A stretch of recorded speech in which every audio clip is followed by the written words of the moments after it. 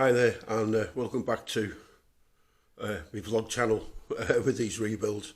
I do apologise. I know I did a little update a couple of months ago, but I do apologise for not having any uploaded for a while. I think I mentioned a friend of mine was terminally ill last year and was building a bike for a mate of his. Basically, and unfortunately he passed away, and the bike came over to me to try and finish off. There was quite a few problems with the bike, and it took a little bit longer than expected, especially with like coming out of lockdown and with me working in the music industry as well. Sort of that took the precedent, really, because you know, I need to earn money. So I do apologise for it, you know, it taking a while to get back to it, but I just thought I'd do this one.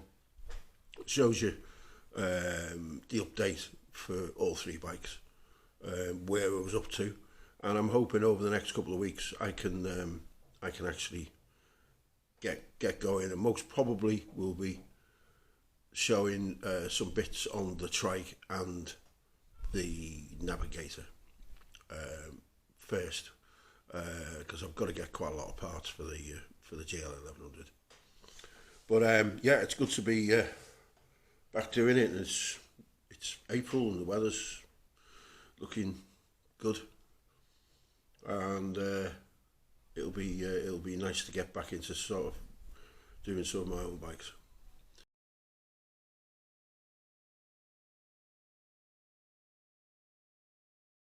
So as you can see, this is where I was up to last time with the Trike, and all this wiring will need tidying up now.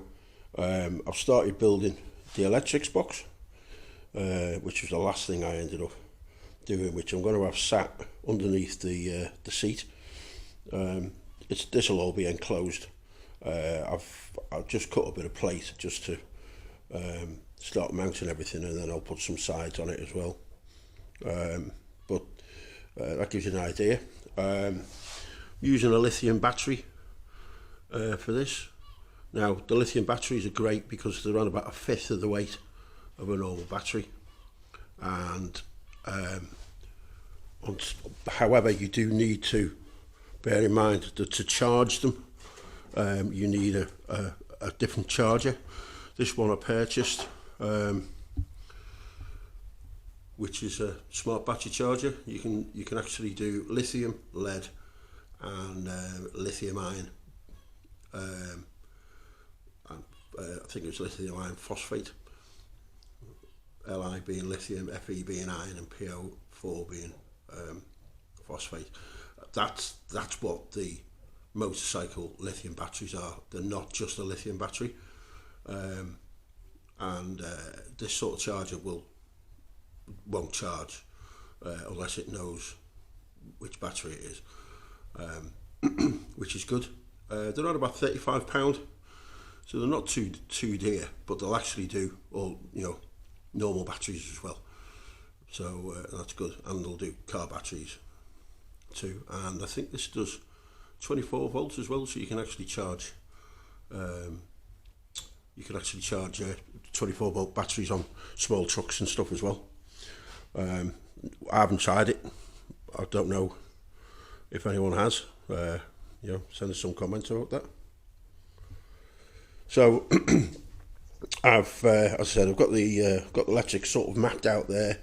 There's the regular rectifier. I've got an earth block there that's going to be bolted onto it, which will connect all the earth and then go straight to the battery and onto the chassis as well. Igniter unit is underneath, tucked away, nice and safe. And as I said, it looks a bit of a mess of the wiring, but this is where I got up to last time. I'll have all these connections will all be proper connections. I've just sort of tried to so I can just have it running. The relay, which if you go back to one of the earlier videos that I did, the relay where it is at this moment in time is too far forward in the going forward to the front of the bike, because at this moment in time it'll run in neutral, but if you put it into gear, the bike would stop. So this relay needs to sit most probably down in the electrics box. Once I get everything sorted out, I will do a wiring diagram, so you can see what I've done. Other things I need to do with this, obviously, the clocks. I'm not convinced. I think I'm going to, when I was doing the chop, which I was telling you about earlier, I bought a digital speedo, which has everything in the actual speedo. It has the rev counter, it has the speedo, it also has the neutral, high beam indicators, and oil pressure warning lights, and it's just all in one clock, and I think it'll look a lot tidier on the front of the bike. Still got, as I said, I've still got a lot to do with this bike. I haven't done anything with it for what, 8 months with this trike, so that's where I'm up to with that.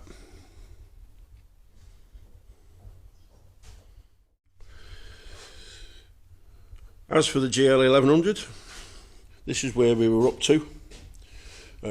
John and I were doing this, and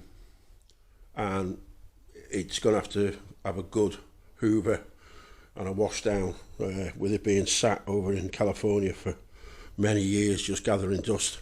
There's quite a few bits and pieces that need doing with this. New throttle cables which I've bought.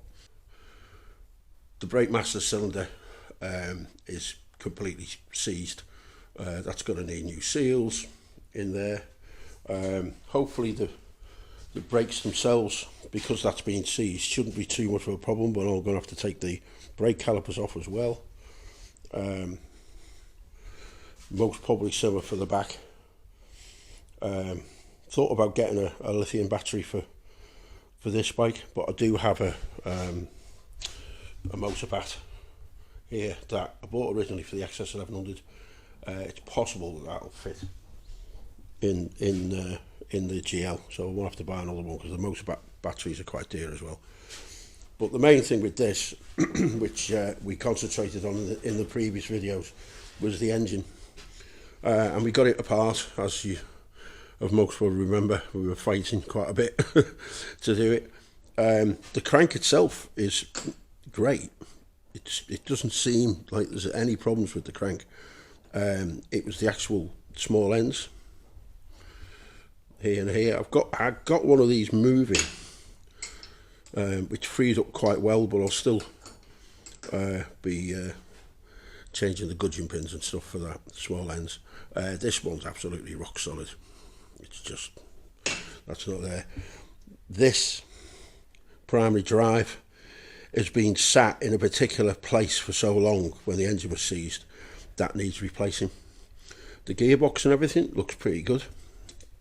I don't think there's too much of an issue with that. But I think if you look at the rust in here, I think I'm going to have problems getting that bearing out, which you might be able to see there. That doesn't look very good at all. This is just all the starter clutch and everything from this side, if you remember rightly. So it does look like got quite a bit of a handful there to sort out, but that'll be the next one. As you can see, the barrels are all going to need honing and everything as well. So, but it's got to be worth rebuilding it rather than buying another engine, because the rest of it doesn't look too bad. We'll get the crank out. We'll take the gearbox out. Try and take the gearbox out altogether, or as together as possible, so we can just go back in. So that's where we're up to with that. And on the Navigator, which I'll just show you, it's still, poor thing's still sat here, been waiting for me to sort the engine out.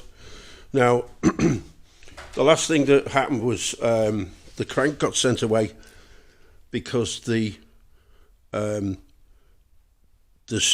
screw that goes into the crank that you have to take out to clean the sump inside the crank was seized solid, and which happens quite a lot, I believe, and normally they have to get drilled out. So I've given that to an engineering company who are not too far away from me, and they've drilled that out.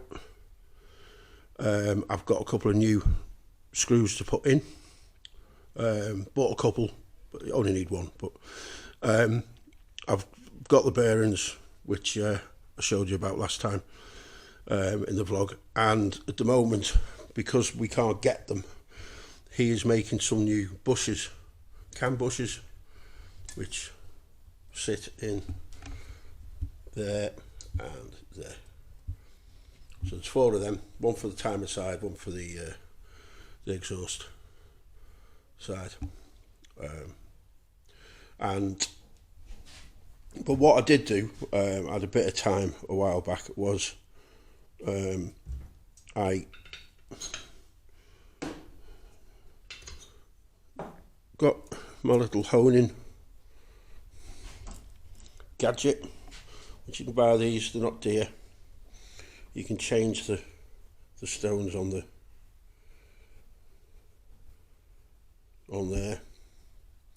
if they wear out at all, and basically you can put that on a drill, pillar drill, or on a normal drill. I use the normal drill, and these will sit inside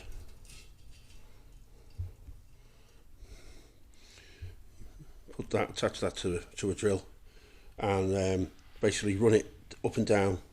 It won't take, it'll just clean them up and take the rust off, because they're sprung loaded, so there's no actual pressure, too much pressure, and you can adjust the pressure on with this for various sizes. So I did that with the barrels, and I've got to do a little bit more, but the barrels aren't looking too bad at this moment in time. Once I get the crank back, the next video I would have thought will be we'll get the bearings in place, and the cam bushes hopefully, and that's where I'm up to with the Navigator, as I said. So nothing really to show that much with this video, apart from the smart battery charger, but it'll be thanks for sticking with me, and thanks for all the new subscriptions, which I've had a few of those as well, and I'll be back with the vlogs over the next few weeks, and hopefully by the summer at least one of these projects will be finished, if not more than one. Take care, ride safe, and I'll talk to you soon. Any questions, just send them on the comments, and we'll talk soon. Cheers, take care.